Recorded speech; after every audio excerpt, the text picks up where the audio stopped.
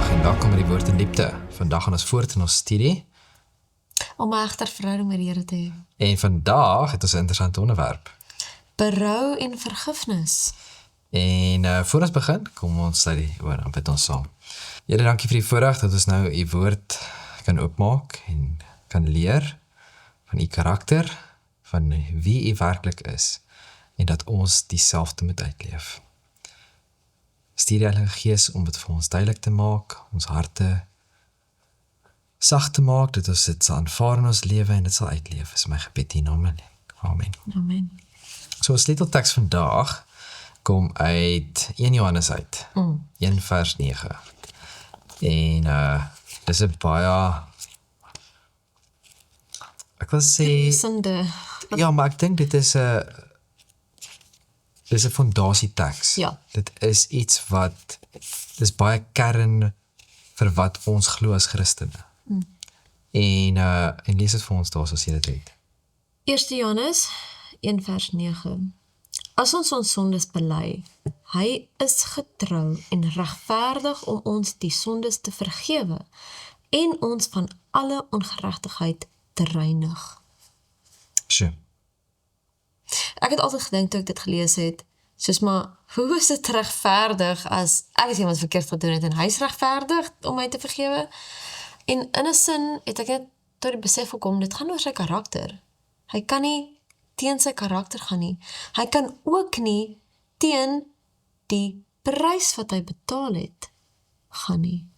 En ons gaan ook verder later in die studie sien dat God is regverdig. En reg en geregtigheid moet plaasvind. En hoe dit alles saamwerk. So, berou en vergifnis, dit is nogals ek dink 'n baie belangrike onderwerp, veral in vandag se lewe, en ons gaan 'n bietjie later spesifiek ook daarna kyk. Maar baie keer kyk ons na berou, want die Bybel sê ons moet berou hê, nee, maar berou is nie 'n straf nie. Dit is nie, ek moet dit nou maar doen nie, jy weet, want dit is daar vir ons eie herstel. Dit is nie daar iets wat ons moet doen, sommer maar net daar nie, en dit is nou maar net so nie. Dit is iets wat letterlik my lewe totaal kan verander, in 'n positiewe sin, as ek ware berou kan hê, want dit gaan my herstel. En die hele punt is dat ons teruggetrek kan word na Christus toe, en dat ons nie net herstel in ons lewe kan ervaar, en 'n voller positiewe lewe kan leef nie, maar dat ons ook herstel in ons verhouding met God kan ervaar. Want as ons nie ware berou het nie, kan daai verhouding nie herstel nie. Ja, en as 'n mens nou kyk na die lewe as 'n geheel, oor die algemeen is dit gejaag. Ons is te besig. My ma bly in 'n plattelandse dorpie, en daar's mense wat vir haar vra, maar wat doen jy heeldag? Soos en hulle verstaan nie dat, dit maak nie saak waar jy is nie, die lewe is besig. Net omdat jy nie verkeer het, of winkelsentrums en lang toue het, of wat ook al is mense se gedagtes wat hulle tyd opeet nie. Mense is besig. Maak nie saak waar jy is nie. En die gejaagdheid van die lewe, ek dink partykeer die grootste probleem in die konteks van berou, is dat ons nie tyd maak om stil te wees, en te reflekteer, en met God ware kontak maak nie. Want as ons dit doen, en ons harte ondersoek, en na die Heilige Gees luister, dit is wat ons sal besef, dat ons berou moet hê. Of dat dit 'n ding is wat ons sal terugtrek na die Here toe. So, selfondersoek, dat ons tyd maak om werklik onsself, ons harte te ondersoek, en die Here te vra om dit vir ons te openbaar. Op daardie, ek dink, omdat ons so gejaagd is, leef ons verby onsself. Baie keer dan praat ons van, weet, ons leef verby mekaar miskien, of ons leef verby wat ook al dit mag wees. Maar ek dink ons leef verby onsself ook. Ja, want op die ouend flous ons onsself van wat dinge die toestand werklik is. Ja. En hoekom ek dit spesifiek noem, is hoeveel keer is dit nie waar jy miskien optree op 'n manier wat jy nie moes nie, of iets doen wat jy nie moes nie, of wat ook al dit mag wees. En dit is iets waarin jy ernstig moet dinkkrag aan spandeer, en dan na God toe gaan, vergifnis vra, daai berou hê, wat ons nou nog gaan kyk. Maar ons vergeet daarvan. Want omdat die lewe so besig is. En ek dink ons moet leef met doelbewustheid. Die Engels is living with intent. Wat beteken is, ons moet meer bewus wees van die oomblikke van die dag. Ons moet meer bewus wees van ons dag en wat gebeur in ons dag. En dan reflekteer op dit deur die dag en op die einde van die dag tyd te maak om te reflekteer wat het daardie dag gebeur. Want as ons nie dit doen nie, gaan die dae net verby, die weke gaan verby, die maande gaan verby, en ons kyk terug en jy kan amper niks onthou wat gebeur het nie, en jy besef nie eers dit wat jy reg gedoen het, of dit wat jy verkeerd gedoen het, waarvoor jy moet oor vergifnis vra, jy weet van niks nie. En ek dink ons moet vir die troon van God gaan, en ons moet posknie gaan en vir die Here sê, maak my bekend waarvoor ek nog nie vergifnis vir gevra het nie. Want dit is iets wat tussen ons en God staan. Ja. En in hierdie leef ons nie net verby onsself, soos wat jy nou gesê het, maar ook verby God. Want daar is 'n verbreeking, soos ons laasweek bespreek het. Sonde is die verbreeking van die wet en dit bring skeiding tussen ons en God. En as ons nie daai herstel maak nie, want dit is waaroor berou gaan. Dit is waaroor vergifnis wat die Here vir ons wil gee, dit gaan oor herstel aan die verhouding. En dit maak ook dat ons in ons omstandighede vaskyk en in gewoontes val, wat jy daai patroon oor en oor herleef, omdat jy nie reflekteer en kyk, maar okay, dit is ek kan amper sê, die mooi Engelse woord is die trigger. Dit wat jou in daardie rigting in afskiet.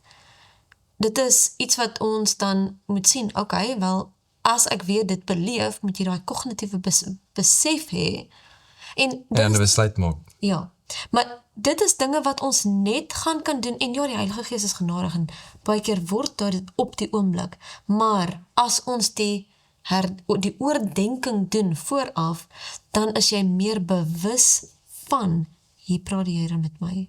Ek het nou 'n dag op daardie punt wat jy nou maak. Nou 'n dag het ek iets vir iemand genoem, gesê luister, ons kan help met hierdie spesifieke ding. En die persoon gesê dankie, en ek het niks verder gehoor nie. En ek sê, okay, dit is nou maar wat dit is, jy weet. En want ek het verwag, die persoon gaan kom, en dit wat ons aangebied het, te kom vra voor, maar dit het nie gebeur nie. En ek dink ons doen dieselfde met God. God sê vir ons in die woord, hy praat met ons, en hy sê al hierdie wonderlike dinge wat hy vir ons wil doen. Maar ons moet van daai geleentheid gebruik maak. Maar ons maak nie van 'n geleentheid gebruik nie. Ons gaan nie na die Here toe en vra vir hom nie. En dan wonder ons, jy weet, soos later as soos tyd verloop, en dan is soos, maar, jy weet, hoekom het die Here my nie gehelp nie? Hoekom het hy, jy weet, dan gee ons die skuld vir God, maar ons het nooit gegaan, en daardie gawe wat hy ons wil gegee het, gaan vra voor nie. We never claimed it. Ja. Jy hoor wat ek sê, en ek dink dit is waar om terug te keer wat ek gesê, ons moet leef met doelbewustheid, is dat ons moet besef dat verhouding is beide kante toe. Jy weet, en dit is wat ons het met God, is dat ons moet in totale koneksie met hom wees. Ons moet wees, ons moet ons dag deel met hom. Ons moet wat ook al met ons in ons lewe gebeur, ons moet deel met God, en ons moet dan moet, soos jy sê, daai Engels woord is nou klein, maar ons moet na die Here toe gaan, en ons moet gaan vra. Here, U het hierdie belofte gemaak. U het my gesê dat U sal met my wees, U sal dit, wat ook al dit mag wees, en dan moet ons dit van hom vra. En hy sal dit vir ons gee. Daar's mos daai liedjie wat sê expect a miracle every day. If you expect a miracle, God will find a way to perform a miracle Ek het, to you each het day. is eintlik ongelooflik. Ek het 'n boek geluister, ons is op die pad vandag gewees, en ek luister na hierdie boek. En in hierdie boek vertel die man van iemand wat hy ken, wat elke dag begin hy, en hy sê soos in, vandag gaan die beste dag ooit wees. Dus dit is 'n totaal, ek het vergeet wat die persoon noem. Dis iemand wat baie optimisties is, maar daar's 'n baie spesifieke woord daarvoor. En hy verwag altyd, vandag sal die beste dag ooit wees, ten spyte van wat ook al gebeur. En die dinge wat hy dan raak sien deur die dag, is net, en mense dink soos, die ou is getik, jy weet, daar is fout met hom. Jou uitkyk op die lewe bepaal hoe jy jou lewe Precies. sien. En ek dink dieselfde soos in plaas van net, jy weet, soos in want is 'n goeie ding om so te leef, maar ons kan dit nog soveel verder vat. Ons kan die dag begin deur met die Here se tyd te spandeer en te sien hoe wonderlik hy is en sy karakter te aanskou. En dan sy teenwoordigheid saam te dra. En ons gaan nou verder ook bietjie kyk na sy karakter. Ek wil nog net 'n paar dinge sê oor die stil wees in ons besige lewens. Kyk na Elia. En God het vir hom spesifiek daar vuur, aardbewing, die storm, maar in die sagte stilte, daai sagte stem. Ja. Ons moet al die dinge wat ons besig hou, eenkant toe sit, sodat ons hom kan hoor. En daar's Psalm 46, vers 11, laat staan en weet dat ek God is. So, ja, daar's eintlik 'n paar verse, maar die gejaagde lewe maak die hart onoplettend. Stilte voor God maak plek vir die Heilige Gees om sonde uit te wys en die hart tot berou te lei. Nou wat 'n voorbeeld wat ek aan dink is Martha. Martha en Maria. Ek kan my so vereensalwig. Nie 'n goeie ding nie. En Jesus sê vir Martha, Martha, jy kwel jou en ontstel jou oor so baie dinge, maar net een ding is noodsaaklik. En die vraag is, ons kan ons besig hou met goeie dinge, wat nie verkeerd is nie. Maar ons is so besig met daai, en ons mis dat Jesus sit daar, en hy wag vir ons. Kom ons besef dit. Kom ons besef, ek bedoel, dink net, nee, Jesus was vir 'n kort tydjie op aarde. En Jesus was in hulle huis, en sy was so besig, dat sy nie besef dat daar's hierdie kort tydjie, wat sy met haar Skepper, letterlik fisies kan gaan sit, en praat. So. Nee? Hoeveel tyd het ons oor nog op hierdie aarde? En hoeveel tyd spandeer ons dit op wat ook al dit mag wees? Besef ons hoe krities dit is dat ons tyd reg moet gebruik. En dat ons sal besef dat, God wag vir my elke liewe dag. En gaan ek die keuse maak om met hom tyd te spandeer. En dit is een van daardie dinge wat ons moet besef in hierdie besige lewe waarin ons onsself bevind. Nou, die volgende gedeelte, as ons kyk is na die Heilige Gees, en dit wat hy doen in ons lewe. En een van die dinge wat die Heilige Gees doen, is om ons tot die besef van sonde te lei.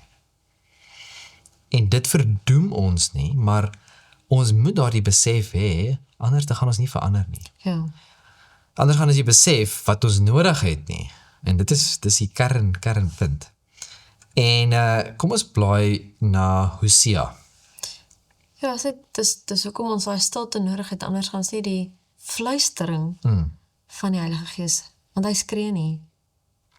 Hosea 6 vers 1, en het sê, kom en laat ons terugkeer tot die Here, want hy het verskeer en ons sal genees. Hy het geslaan en sal ons verbind. Hy sal ons na 2 dae lewend maak, op die 3de dag ons laat opstaan, sodat ons voor sy aangesig kan lewe. En laat ons ken, laat ons dit najaag, om die Here te ken. Sy opgang is so seker soos die dagbreek. En hy sal tot ons kom soos die reën, soos die laatreëns wat die aarde besproei. Wat sal ek met jou doen, o Efraim? Wat sal ek met jou doen, o Juda? Aangesien julle liefde is soos 'n môrewolk en soos 'n dou wat vroeg weer verdwyn. Daarom het ek hulle neergekap deur die profete, hulle gedood deur die woorde van my mond, en die oordeele oor jou kom te verskyn soos 'n ligstraal. Want ek het 'n behaag in liefde en nie in offerande nie, en in kennis van God meer as in brandoffers. Jy sien, Klink so Samuel. en hoeveel keer deur die Ou Testament sien ons hier die prentjie wat God vir ons gee. En dit is vir my baie hartseer wanneer ek hoor daar's mense wat glo in die dispensasieleer, wat hulle glo dat God al die verskillende tye deur die Bybel of deur die geskiedenis van die aarde, dat hy almal op 'n verskillende maniere red. Dat hulle verskillende dinge moet doen en moet optree en om gered te word. En is anders vir elke En die tyd, probleem daarmee is, die kernprobleem daarmee, is nie net, jy weet, die leer self nie, maar wat dit sê van God se karakter. Ja. Want Dis God amper sê asof hy God- verander nie. Ja, maar dit is amper asof God speel 'n speletjie. En hy vir jou, wat in daardie spesifieke tyd geleef het, red hy op so 'n manier en hy verwag dat jy moet so optree. En aan die volgende persoon verwag hy, jy moet so optree. En dit is ander dinge doen, en dan so red hy vir jou. En dit is nie die verlossingsplan wat ons sien in die woord van God nie, want dieselfde manier hoe hy my red, is hoe hy Abraham gered het. Dieselfde manier hoe hy my red, Ja. dit wat hy wil hê in my lewe, is wat hy in Hosea se lewe wou gehad het, wat hy in die tyd van Hosea wou gehad het, die tyd van Samuel, Dawid, Saul, al daardie mense, presies dieselfde, wat hy vandag in ons lewe wil hê. En die reddingsplan is van die begin af, regdeur, dwarsteer gaan daai lyntjie, tot en met die vervulling, en tot en met die ewigheid. Dit verander nie. Ja. Nou, wat ons sien hierso, is God se oproep tot terugkeer. Dis letterlik in die heel eerste gedeelte van vers 1. Kom en laat ons terugkeer tot die Here. Dit is tyd dat ons moet besef dat daar soveel dinge wat ons aandag wegvat, daar soveel dinge wat ons tyd opneem, soveel dinge wat ons fokus wegvat van waar dit moet wees. En dit is tyd dat ons moet stop en besef dat ons het God nodig. Besef, soos wat vers 3 vir ons sê, dit is, ons sien dit reg hierdie woord, laat ons ken. Laat ons dit najag om die Here te ken. Jy weet, dit is, Hosea sê vir ons, ek dink ons het laasweek daar nog gekyk, dat my volk gaan ten gronde weens 'n gebrek aan kennis. Wat 'n kennis? Die teksvers net voor dit sê, die kennis van die Here, die kennis van God. Dit is hoekom ons ten gronde gaan, want ons ken nie meer vir God nie. En wat is dit? Wat beteken dit om God te ken? Dis sy karakter, wie hy is. Dit is wat ons moet soek, elke liewe dag. Wat ook al ons doen deur die dag, wat ook al ons lees, as ons die Bybel oopmaak en ons lees 'n gedeelte, vra jouself, wat leer hierdie gedeelte my van die karakter van God? Wie God werklik is? Nou die vraag een van die vrae wat by my uitkom is, soos wat ek nou spesifiek noem, is, hoe beskryf die Here homself in vers 3 van Hosea 6? Laat ons hom ken, laat ons dit najag om die Here te ken. Sy opgang is so seker soos die dagbreek. En hy sal tot ons kom soos die reën, soos die laatreëns wat die aarde besproei. God is getrou. Ons het letterlik dit nou gesien in ons titelteks. God is getrou. Ja. Dis wie hy is. Die vraag is ons getrou? Ongelukkig nie. En byvoorbeeld, ons het nou kinders.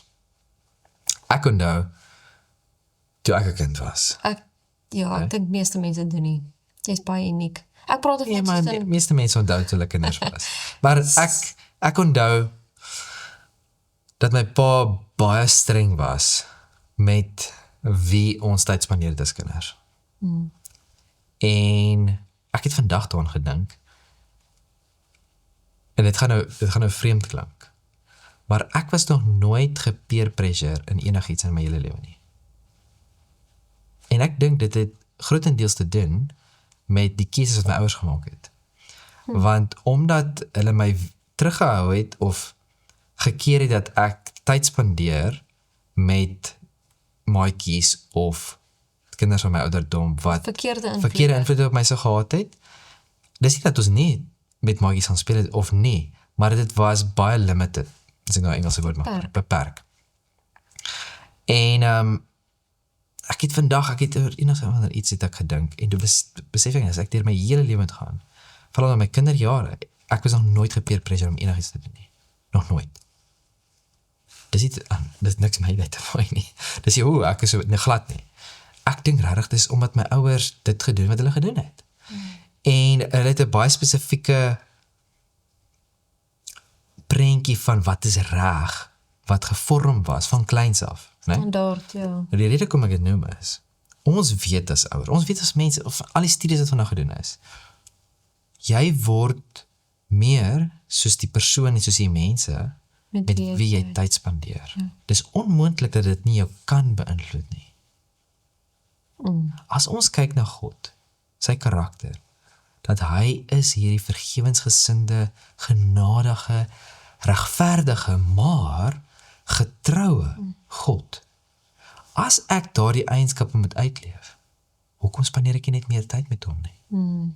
Hoekom kommunikeer ek nie net meer met hom nie? Dis die vraag wat ons onsself moet afvra. Daar's 'n gedeelte wat ek graag wil lees, Koning van die Eeue, bladsy 300. Dikwels is ons verdrietig, omdat ons met die onaangename gevolge van ons bose dade te kampe het. Dit is geensins berou nie. Ware berou oor sonde spruit uit die werking van die invluisterende gees. Wanneer ons so die Heiland minag en grief, onthul die gees die ondankbaarheid in ons harte en bring ons met die gees van boetvaardigheid tot aan die voet van die kruis. Met elke sonde word Jesus opnuut verwond.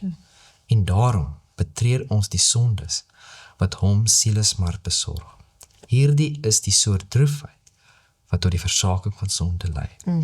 En vir my wat ek hierso uitkry is dat wanneer ons besef wie God is, ons het nou Hosea gesien, dit is om leer ken.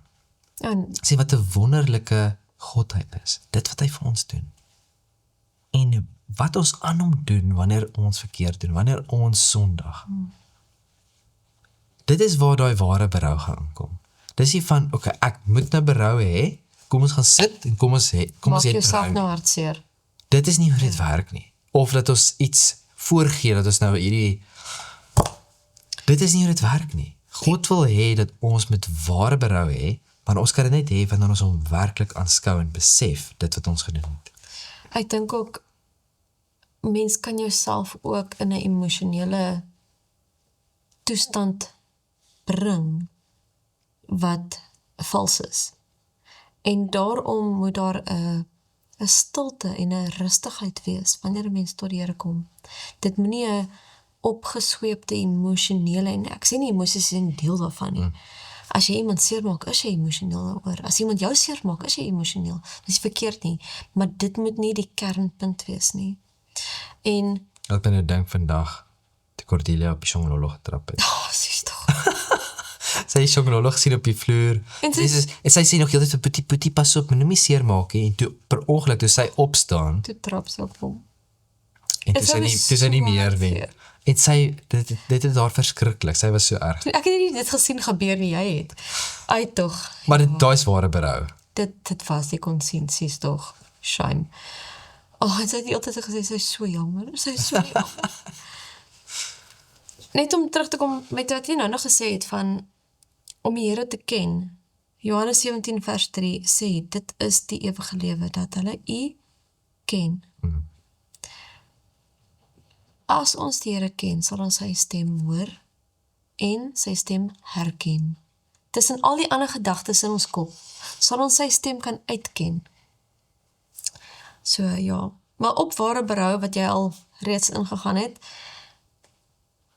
soos het ons gesê het, dit is nie net jammer sê nie. Dit is nie net jammer wees nie. Dit is 'n werklike diepe besef van wat sonde aan onsself, aan ons medemens, maar hoofsaaklik aan die Here doen.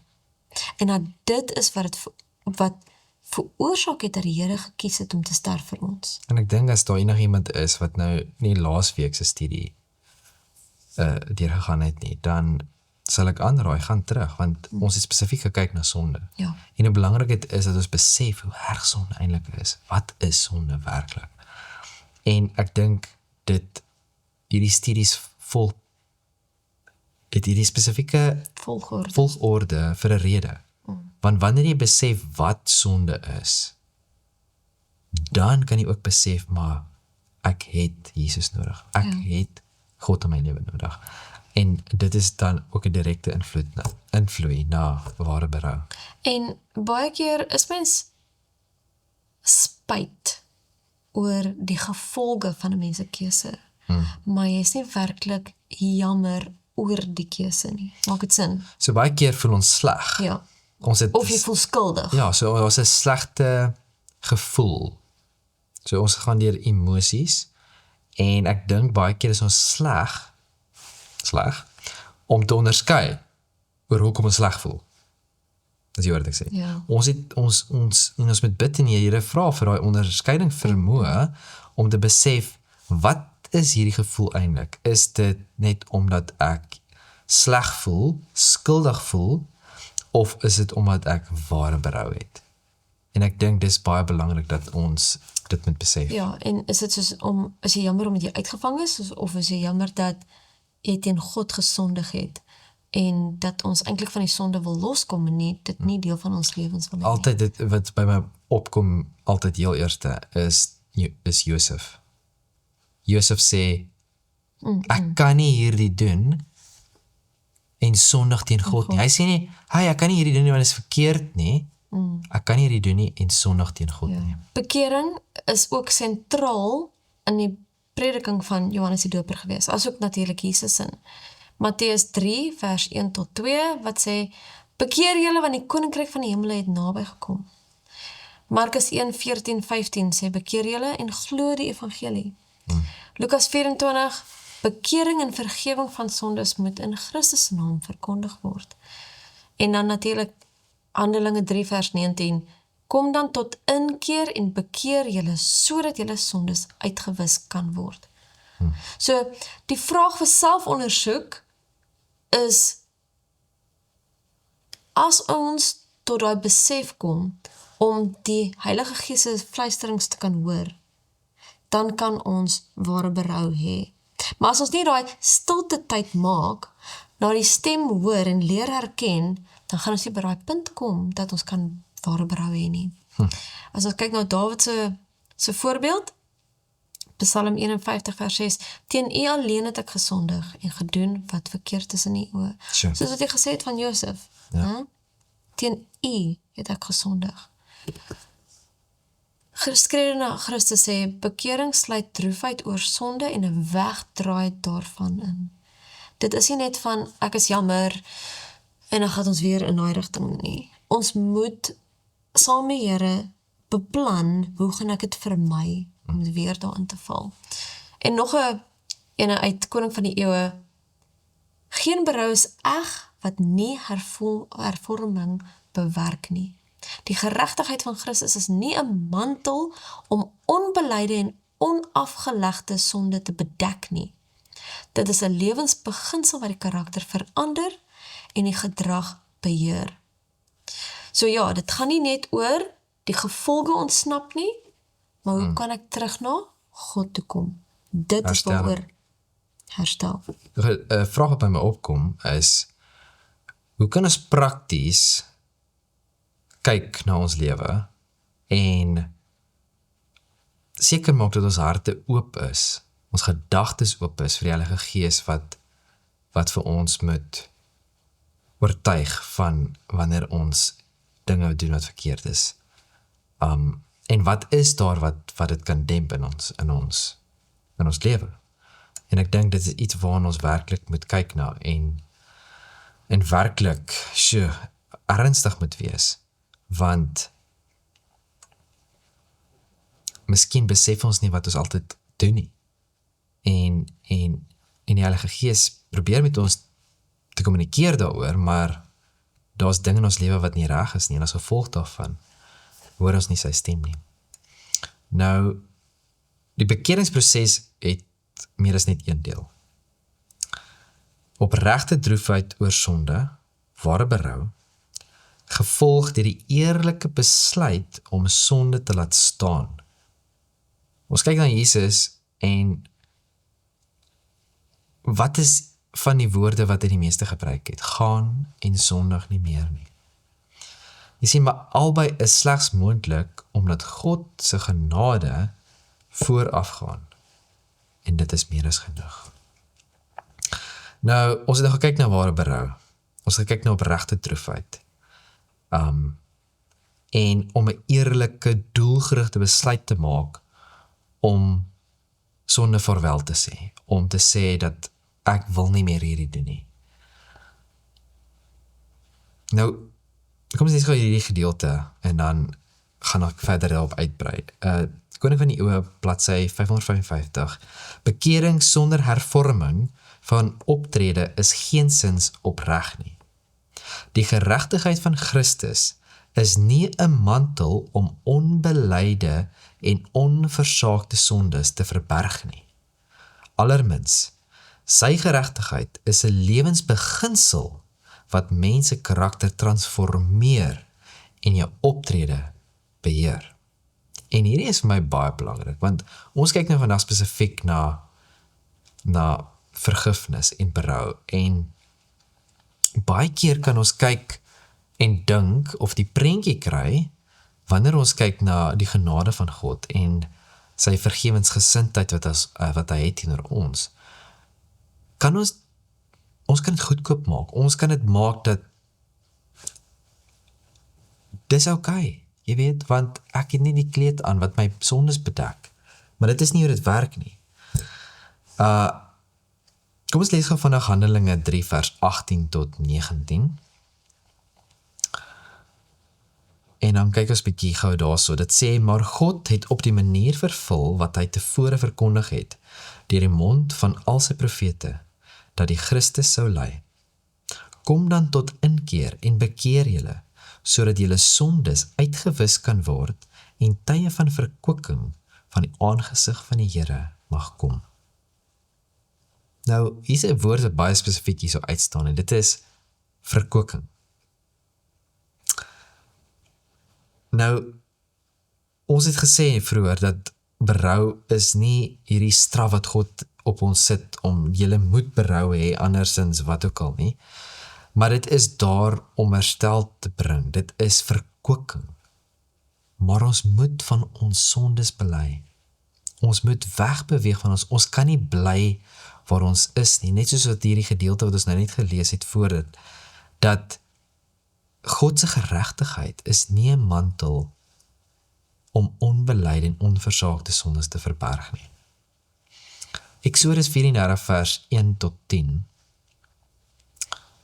sê vir ons, toe die Here aan Moses gesê, kap vir julle 2 kliptafels soos die eerstes, dan sal ek op die tafels die woorde skrywe, wat op die eerste tafels was, wat jy verprysel het. En hou jou gereed in die môre, en klim in die môre op die berg Sina, en gaan daar staan by my op die top van die berg.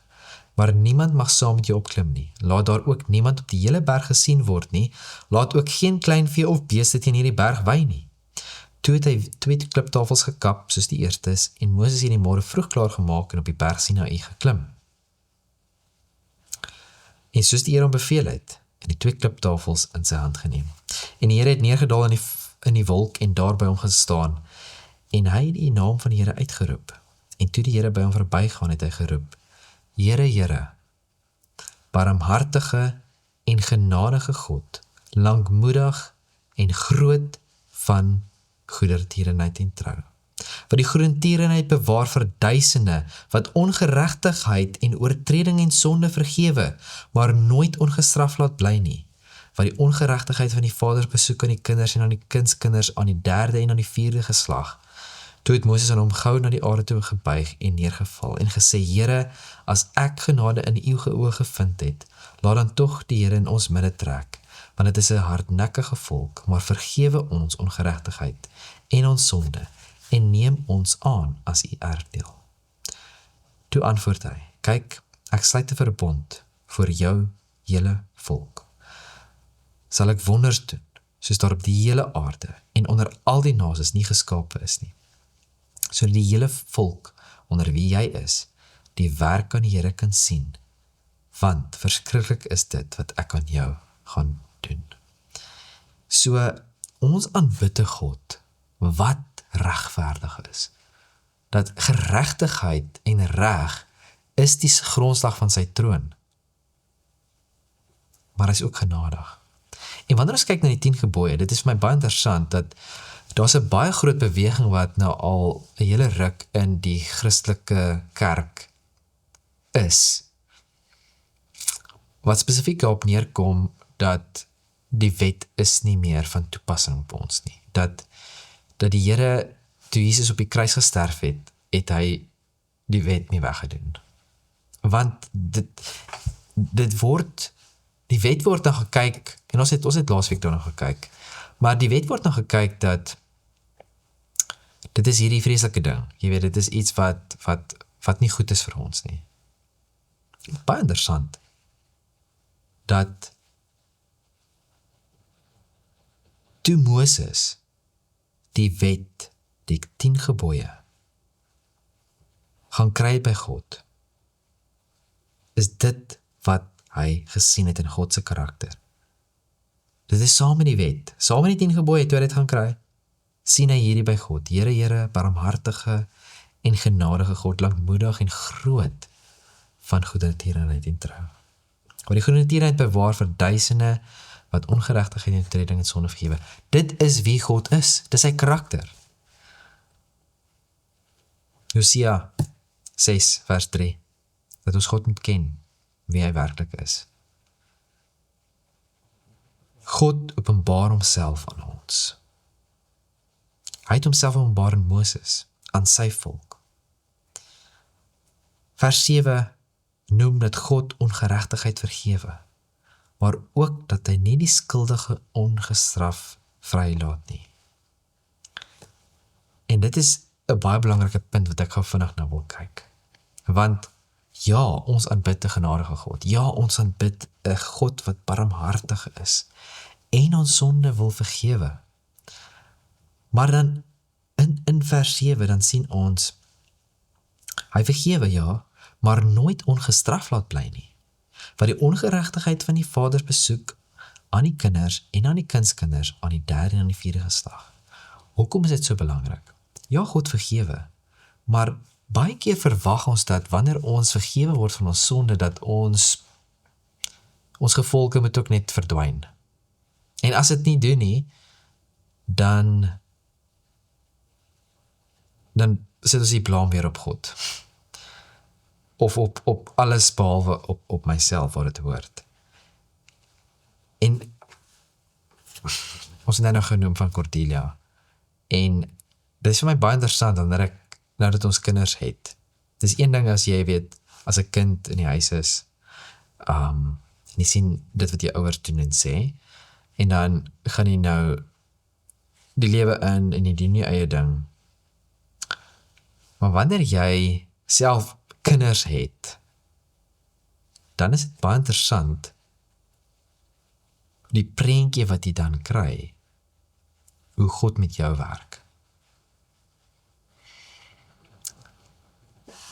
So, baie keer vra ons sekere vrae, en ons vra, Here, hoekom hierdie, Here, hoekom daardie?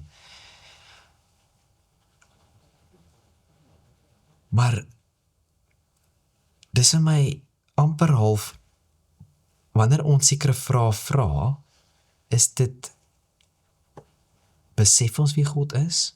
Besef ons sy karakter? Want ek dink baie van hierdie vrae sal outomaties beantwoord word, wanneer ons hom ken. Ons hoef nie eers daai vrae te vra nie. En die rede hoekom ek kinders noem, is, as ouers is ons verantwoordelik om ons kinders te leer, wat is gevolge. Dat wanneer jy optree op 'n sekere manier, wanneer jy sekere dinge doen, is daar gevolge. En ek dink ons lewe in 'n samelewing vandag, waar, jy weet, 30 jaar terug, 50 jaar terug, as 'n kind iets gedoen het wat nie reg is nie, dan, jy weet, dan moes hy voel. Dan het daar sou definitiewe gevolge gewees, maar in vandag se era is dit amper heeltemal omgeswaai. Ons het nou daar gesels. In my tyd, as jy in die skool was en jy iets stouts gedoen het, of iets gedoen wat jy nie mag nie, en jy is uitgevang, die onderwyser het met jou geraas, jy het pak gekry by die skool, en dan het jy gebid dat hulle nie jou ouers bel nie. En dan meestal net het hulle, en as jy by die huis kom, het jy nog 'n pak gekry. En vandag is dit heeltemal omgedraai. Dit is totaal, vandag, as die kind in die moeilikheid kom by die skool, en die ouers vind dit uit, dan gaan die ouers skool toe en skel die onderwyser uit, omdat hulle kind strooi aangejaag het. Kinders vandag leer nie meer dat daar gevolge is vir slegte dinge wat hulle doen nie, soos die manier hulle optree, en dit is net, hulle kan doen net wat ek al wil, en daar's geen gevolge nie. En dan, wanneer hulle dan, as jy nou sogenaamd volwasse word, en in die wêreld ingaan, dan verstaan hulle nie hoekom dinge verkeerd loop. Hulle verstaan nie hoekom hulle werk verloor. Hulle verstaan nie hoekom mense nie met hulle regtig enigiets wil doen nie, want hulle houding, hulle persoonlikheid, alles is gevorm omdat hulle nie weet wat gevolge is nie. Nou Romeine 6 vers 23, as ek vanaf soontoe kan blaai, sê vir ons die volgende: want die loon van die sonde is die dood, maar die genadegawe van God is die ewige lewe in Jesus Christus ons Here. Interessant, vandag het ek gehoor iemand sê dat ons as mens het reg, ons het regte, né? En ons hoor baie van human rights vandag. Nou ek gaan iets sê wat miskien baie kontroversieel kan voorkom om te wees, maar ek glo baie vas dat ons as mens het geen reg nie. Die enigste reg wat ons het, is die dood, want ons het gesondig. En dis die reg wat ons het, is tot die dood. Maar as gevolg van genade, gee Jesus vir ons lewe. As gevolg van sy genade, kry ons die ewige lewe. Nie net die tydelike lewe wat ons nou in is, maar ook die ewige lewe. Want ons het gesondig. En daarom moet ons dood. Maar as gevolg van Jesus kan ons lewe. Handelinge 3 vers 18 en 19 het ons gelees, en ons het genoem van die berou wat daar moet wees, en dat daar verkwikking kan wees. Exodus 34 vers 1 tot 10 het ons ook gelees.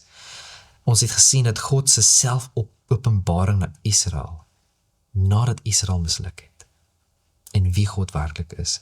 Ons het net gesien, Romeine 6 vers 23, die loon van die sonde is die dood, maar God gee ons 'n geskenk van lewe. 1 Johannes 1 vers 9, Jesus wil vir ons reiniging bied, maar ons moet bely, ons moet vergifnis vra. En na 2 Petrus 3 vers 9, God wil nie hê dat iemand verlore moet gaan nie. Hy wil hê dat ons die ewige lewe moet hê, dat ons die ewige lewe moet ervaar, nou al besef dat dit is wat hy vir ons wil gee. Nou, Handelinge 3 vers 19 praat van hierdie tye van verkwikking. Ek het 'n vraag daarop.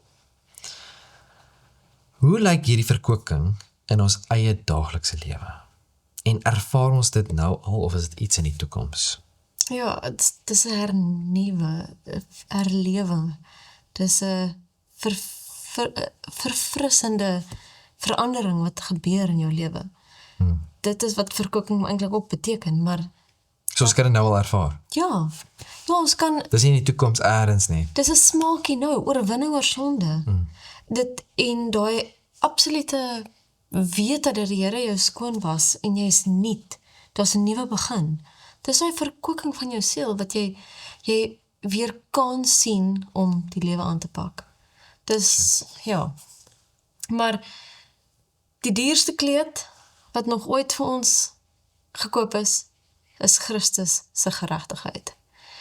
En ek dink ons vergeet partykeer net hoe kosbaar dit is. Dit is nie iets wat sommer maar net is nie. Ek dink ons moet regtig weer eens, ek kom terug na daai eerste punt. Ons moet tyd maak om stil te wees.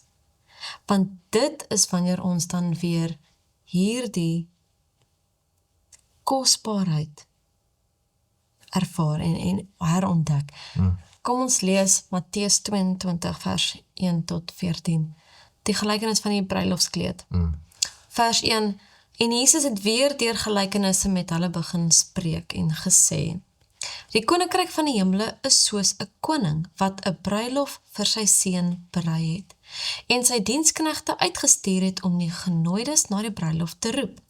En hulle wou nie kom nie. Dis vreeslik. Dis Dis die koning. Jou koning, let wel. Wat jou nooi. Weer het hy aan ander diensknegte uitgestuur met die boodskap: Sê vir die genooides, kyk, my maaltyd het ek berei. My beeste en vetgemaakte vee is geslag en alles is gereed. Kom na die bruilof.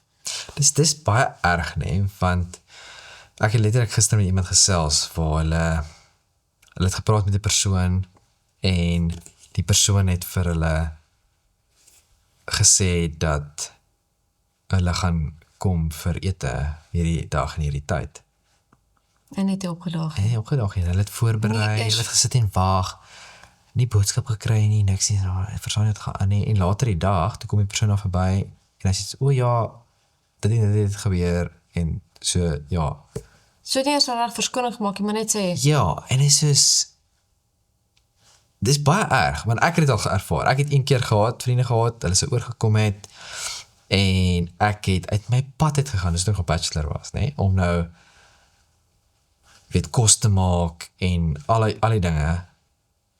En die tyd het gekom, die tyd het gegaan, en ek het boodskappe gestuur, ek het gebel, soos wat gaan aan, en so 3 ure later, so ek sê, ek gaan maar aangaan met my dag, maar dit was nie 'n lekker gevoel nie. Hoe erg is hierdie? Dis bitter erg. Maar, vers 5, maar hulle het hulle daaraan nie gesteer nie, en weggegaan. Een na sy eie stuk land en 'n ander na sy handelssaak. En die ooriges het sy diensknegte gegryp en mishandel en doodgemaak. Ek bedoel, toe die koning dit hoor, het hy kwaad geword en sy manskappe gestuur en daardie moordenaars omgebring en hulle stad aan die brand gesteek. Daarop sê hy vir sy diensknegte: Die bruilof is wel gereed, maar die genooides was nie werd nie. Gaan dan op die kruispaaie en nooi almal wat julle mag vind na die bruilof. En daardie diensknegte het uitgegaan op die paaie en almal versamel wat hulle gevind het, slegtes sowel as goeies. En die bruilofsaal het vol gaste geword. En toe die koning ingaan om na die gaste te kyk, sien hy daar iemand wat nie 'n bruilofskleed aan het nie. Wat wil sê, daar was iets voorsien, of ten minste 'n dresscode. Jy weet, dit is wat jy moet aan hê. En hy sê vir hom: Vriend, hoe het jy hier ingekom sonder 'n bruilofskleed aan? En hy kon geen woord sê nie.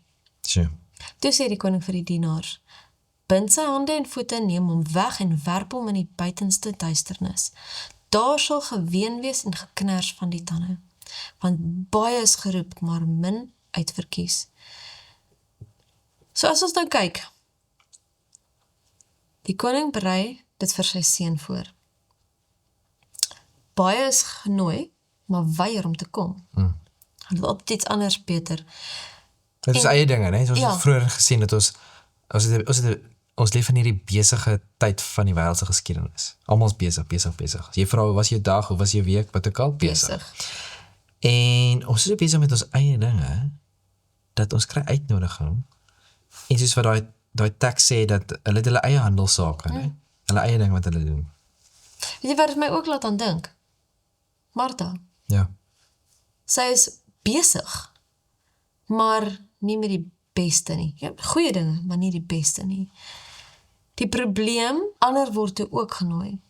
Slegte sowel as goeies.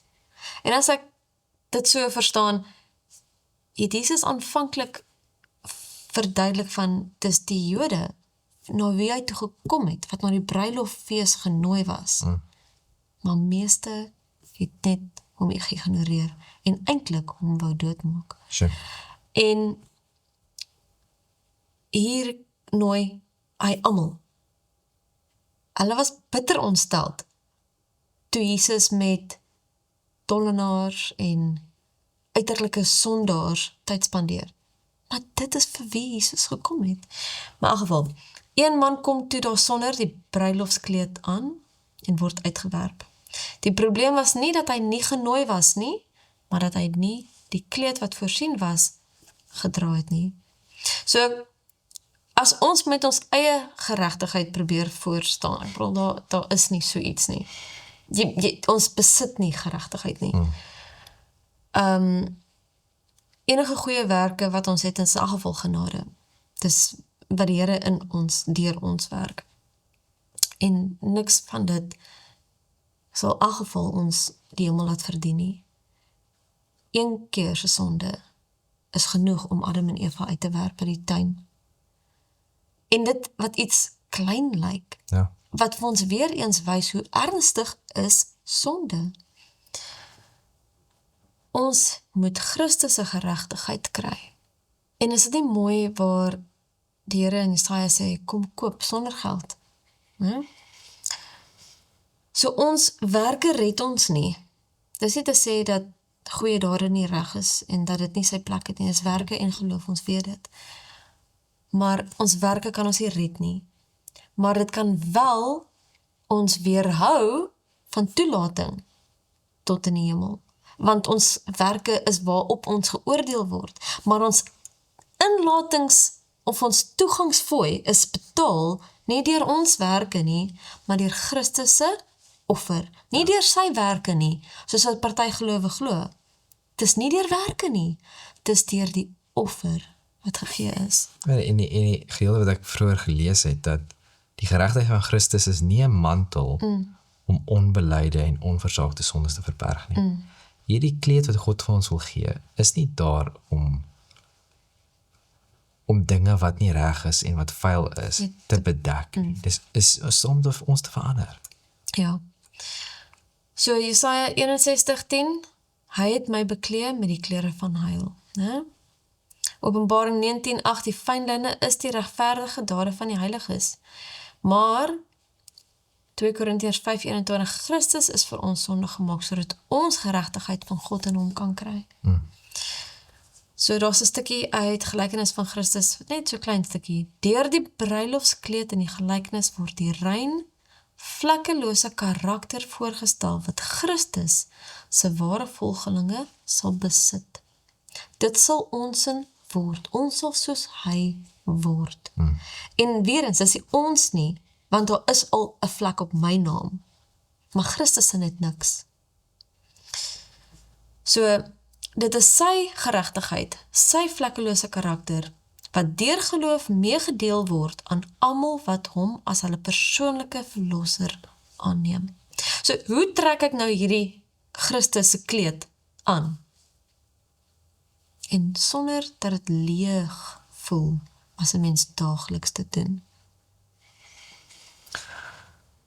Want mens wil nie dit 'n rympie maak wat mense net sê, nee, gaan ek nou met my dag nie. Ekskuus as ek bedoel het. Ja, ek dink ons gaan net nou afeindig spesifiek om te kyk prakties hoe doen ons dit? En wat is die koneksie tussen die kleed van geregtigheid van Christus en berou en vergifnis.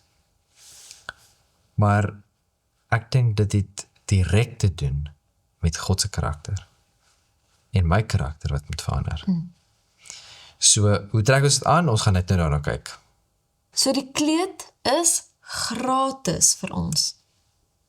Dit was nie goedkoop nie. En dit het die bloed van Christus gekos. En dit was 'n gawe, 'n geskenk wat vir elkeen wat Christus as hulle verlosser aanroep. net nou genoem van die bruilofsfees en is my baie interessant dat as ons kyk na kleed en kleding, dan sien ons 'n tema deur die reg van die Bybel. As ons kyk gou vandag na Genesis 3 vers 7 en 21, dan sien ons dat Adam en Eva probeer hulle naaktheid met vyeblare te bedek. En dan kom God. God kom met 'n baie beter oplossing as wat hulle gehad het met vyeblare. En God gee vir hulle kleding. En vroeër het ons die dag genoem van Matteus. Het 'n bietjie gekyk na die gelykenis van die bruilofsmaal en die persoon wat ingekom het sonder 'n kleed. Nou is baie interessant, as ek kyk, daar's 'n tema wat deur die Bybel loop van kleding en dit begin eintlik heel in die begin. En Jesus spesifiek noem dit ook, maar kom ons kyk in Genesis, dan sien ons Adam en Eva probeer hulle naaktheid met vyeblare bedek en hoekom het hulle nodig gehad om dit te bedek as gevolg toe hulle gesondig het. So ons sien dat sonde het gemaak dat ons kleding nodig het.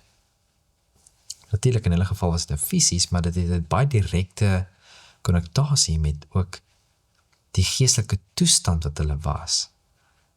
Ja, hulle fisiese naaktheid moes bedek word en net God kon vir hulle die oplossing wat die Here vir hulle bring is eintlik, jy weet, ons gesien het, is soveel beter wat ons eie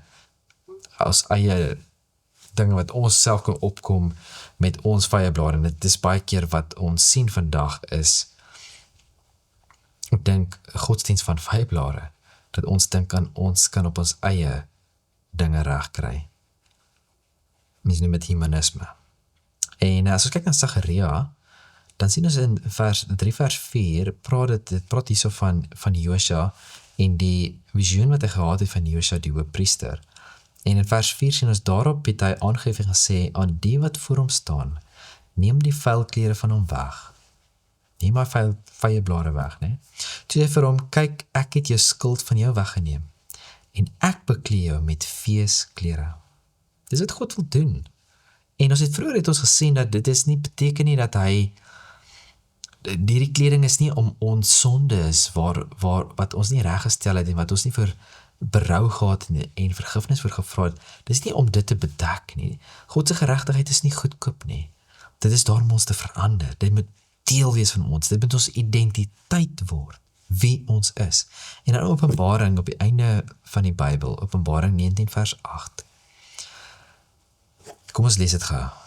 Openbaring 19 vers 8. En aan haar is gegee om bekleed te wees met rein en blink fyn linne, want die fyn linne is die regverdige dade van die heiliges. En net soos wat ons nou gesien het, dat ons identiteit, dit wat God wil vir ons verander, hierdie kleding is daar om ons te verander. En het sê so, hierdie fyn linne is die regverdige dade van die heiliges.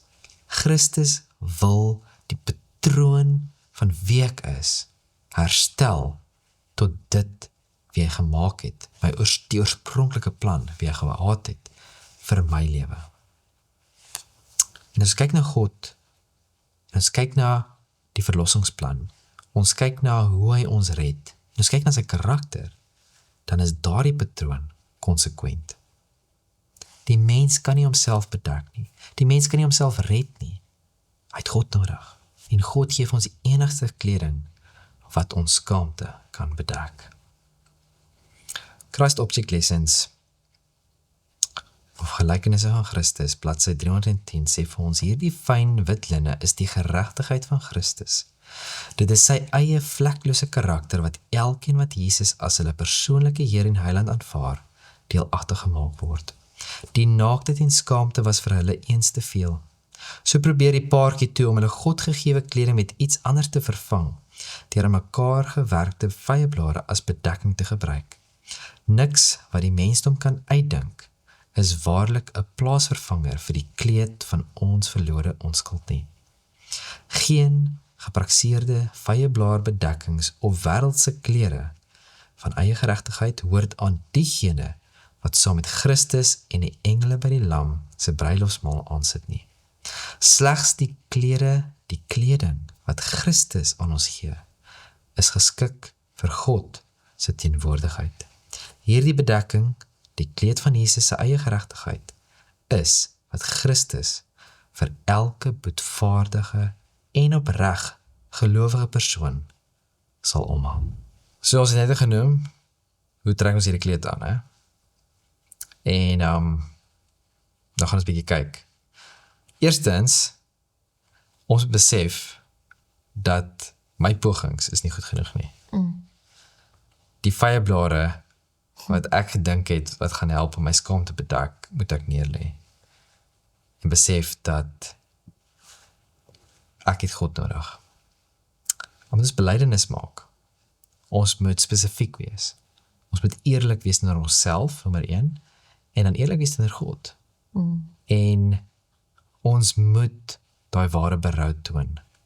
En ons kan dit net doen as ons werklik voor God kom en hom sien vir wie hy is.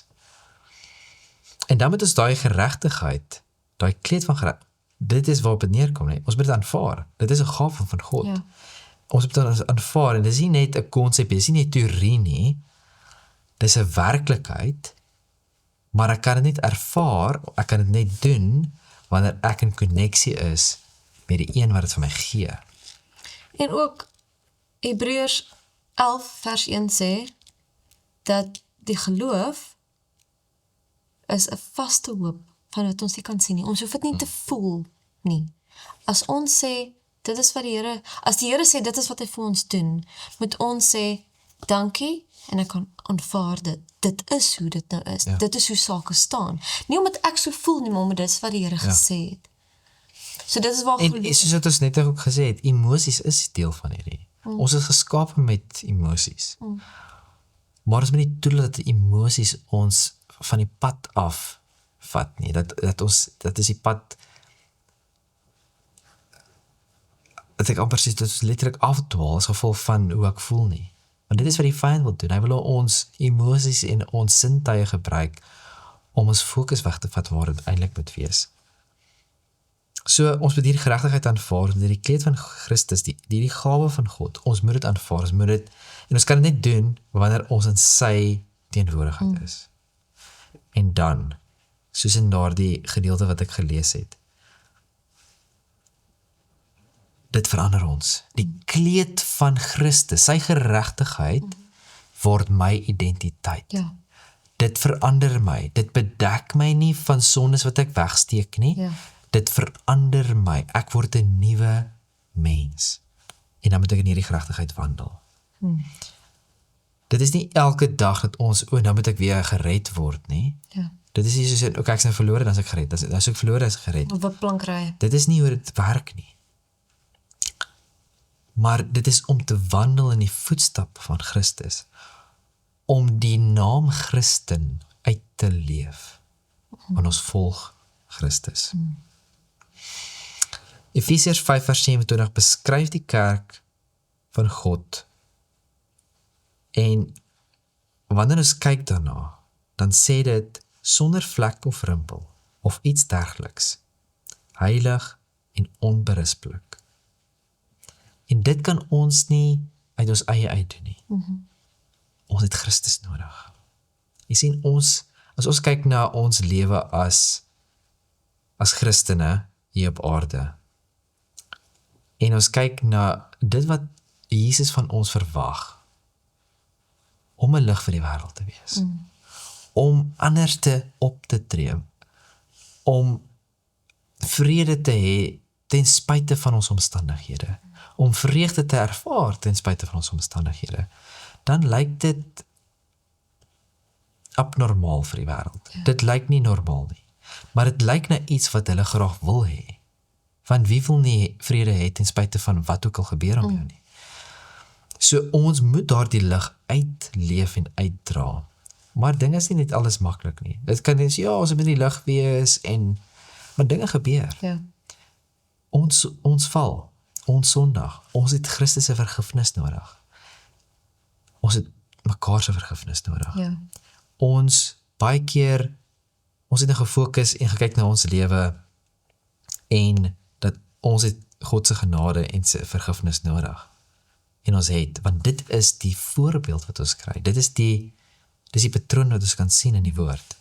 Maar ons moet dit uitleef, ons moet dit aanvaar, ons moet dit ervaar, maar dan moet ons dit uitleef. En dan wanneer ons met mekaar, met ons medebroeders en susters in die kerk, met mense wat ons oor die weg kom deur die dag, in aanraking kom deur die dag, dinge gebeur. En die vraag is ons genadig, is ons vergewensgesind teenoor ander mense om ons. Ja. En, om terug te kom, soos wat ons was dit in Exodus wat ek gelees het, dat, ja, God is genadig. Ja, Exodus. God is genadig. En dit is vir my so mooi. Ek dink ons moet afeindig met hierdie gedeelte. Dit is een van die mooiste gedeeltes. Maar sy genade is nie goedkoop nie. Sy barmhartigheid is nie goedkoop nie. En daarom sê dit, ja, hy vergewe ons gesondes, maar nooit ongestraf laat bly nie. Wat die ongeregtigheid van die vader besoek aan die kinders en kindskinders aan die kinders van die vierde geslag. God verwag nie dat ons mense net moet vergewe en dat daar geen gevolge moet wees nie. God verwag nie dat daar geen gevolge moet wees in hierdie tydelike lewe waar ons nou leef nie. As iemand moord pleeg, hy moet gearresteer word, hy moet die gevolge ervaar vir dit wat hy gedoen het. En dit is wat reg en geregtigheid is. Ja, die Here kan werk met hom. Hy kan sy karakter aan sy karakter werk en hy kan hom verander en hy kan hom vergewe. Maar die gevolg is nog steeds daar. Geregtigheid en reg word nie weggevat deur genade nie. Dis as gevolg van geregtigheid en reg dat Christus ook genade het. En soos wat ek net nou gesê het, die 10 gebooie word gegee. En dit is vir my so mooi. Terwyl die 10 gebooie gegee word vir Moses, en Moses vir God sien, sê hy, en hy roep uit, Here, Here, barmhartige en genadige God, langmoedig en groot van goedertierheid en trou, wat die goedertierheid bewaar vir duisende, wat ongeregtigheid die oortreding van sondes vergewe. Dis die God wie ons aanbid. Maar hy is ook geregtig, hy is ook regverdig, dat daar is gevolge. En ons moet weet dat ons aanbid 'n God, wat waarlik liefde is. Hy is liefde. Laat ons dieselfde wees. Ja. Laat ons mense hanteer soos wat Jesus mense hanteer het. Ja, daar is gevolge, maar ons moet mense nog steeds op 'n mooi manier hanteer. En soos wat ek vroeër gesê het, hoe meer ons tyd spandeer met die Here, hoe meer ons tyd spandeer met ons Skepper, die een wat my karakter wil hernie en terugbring tot wat dit moet wees, hoe makliker gaan dit wees vir onsself. Kom ons bid saam.